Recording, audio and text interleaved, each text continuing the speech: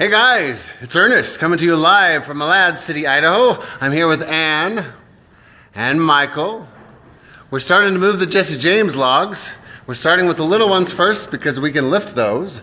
The other ones you can see behind me are over 20 feet long and very heavy. We'll move those with the tractor later tonight.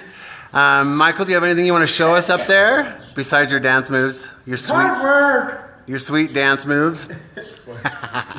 Ann, how are you enjoying your visit so far? Love it, love it. Come join the fun. Don't miss out. That's right.